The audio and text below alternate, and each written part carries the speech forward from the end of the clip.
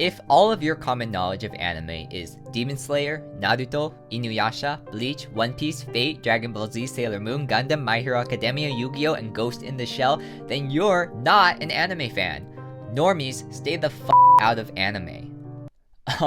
What? MATOKA が参ります。ご注意ください。 Hey friends, what is good? So yesterday I was browsing Twitter, and if you're not following my Twitter, you're not the only one because barely anyone is actually following me on Twitter. So if you want to be a homie, go ahead and follow me on Twitter. It'll make me a happy boy. But anyways, I was just browsing through Twitter just like a normal day, even though I don't use Twitter that much, and I found something that was trending that had to do with the anime community. Now, the topic that was trending was gatekeeping, and people were discussing gatekeeping in pop culture after a user suggested that if someone's anime knowledge is solely based on popular titles, then they're not an anime fan. Now, of course, just as Twitter is, there were a lot of people that had opinions about the matter. While a lot of people were saying, this is way too harsh, if you watch anime, you should be a part of the anime community. Others were saying that the anime community is getting oversaturated with people who don't really understand the culture of anime and are adding Western values into their opinions, even though it's not necessarily something that's made in the West. Now, I thought the topic itself was a great thing to just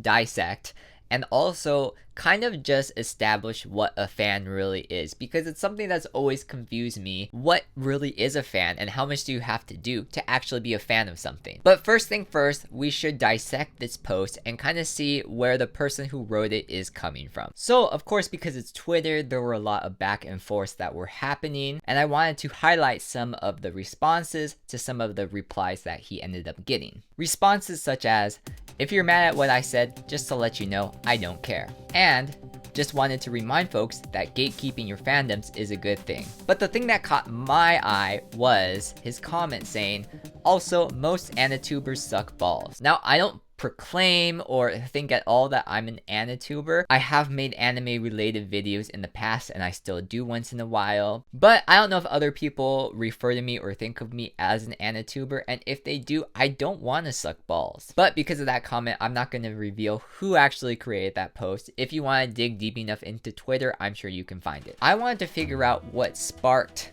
the author into writing this post in the first place. I wanted to know what the motivation was. They said that the main reason they said this was because of an article about Kill la Kill. So of course I had to go read that article. Now the article is called The Uncomfortable Hypocrisy of Kill la Kill, a discussion on how the popular anime Kill la Kill walks and stumbles over the line between sexual agency and sexual objectification. Now I'll be honest, I'm not necessarily a Kill la Kill fan. I didn't watch it. It had something to do with the anime style. It just didn't really work for me, and the story didn't really capture my attention after the first few episodes, so I ended up dropping it. And I probably just exposed myself saying that, so I've just been bumped from the anime community into a normie. But you know, what can you do? Now, to quickly summarize the article, the author was saying that he watched Kill la Kill, and the theme of humor and sexuality was supposed to be the underlying theme. However, he thought that sexual objectification was much more prevalent,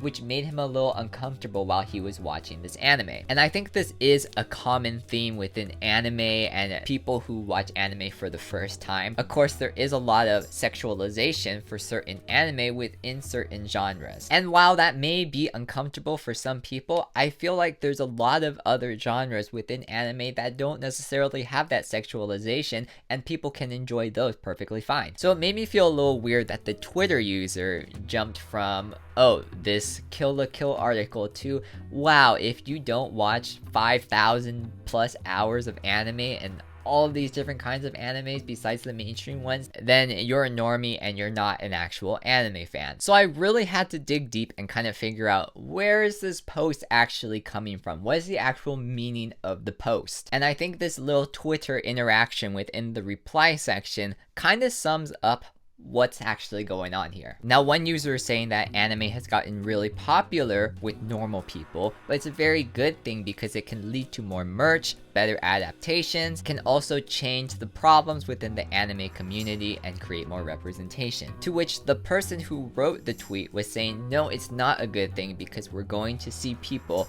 change the hobby itself to suit their needs and basically change the landscape of anime to the will of this new audience compared to the general audience that has been watching animes throughout the years. When I hear something like that, I feel like the person is saying, hey, I don't want anything to change. I don't want the thing I love to change. I don't want the thing that I watch to ever change. I want it to be the same. I want the same kind of themes, the same kind of dialogues, the same kind of whatever they like about that certain thing. And to that, I have to respond, well, do you have the original iPhone still? Because if you don't like change, then you better not have an iPhone 12. Because the theme of this world, this life, this universe is that everything does change. And change is not necessarily a bad thing. But I think people get so comfortable and used to their own normalcy, and when something threatens that, they get very defensive and they don't want that thing to change. And I think that change is a balancing act because you want to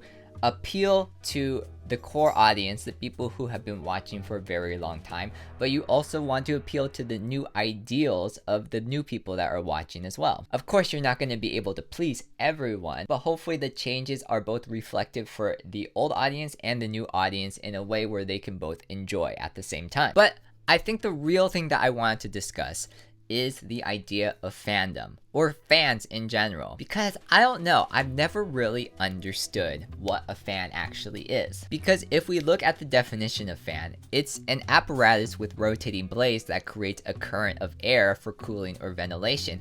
And if we want to know the actual meaning of fan in this instance, the actual meaning of fan is a person who has a strong interest or admiration for a particular person or thing. And I think the confusing thing about fandoms or fans in general, which not only has to deal with the anime community, but any fandom, it can be K-pop, it can be Western music, it can be actors and actresses, and movies and all that kind of stuff. The thing about fans is there's so many different types of fans. You have your super fans all the way down to your casual fans and everything in between as well. And for some reason, when someone proclaims that they are a fan, they think that all the other fans need to match their fandom to a certain degree. So if a super fan is proclaiming that they are what the ideal fan is supposed to be like, how many people are actually going to be able to match them? Like, damn, that means I've never been a fan of literally anything in my entire life. Anyways, I thought this post brought up an interesting topic, and I kind of really just want to know what you guys think about the anime community, communities in general, fans in general. Do you believe you have to be at a certain level or commit a certain number of hours or money or anything in order to call yourself a fan?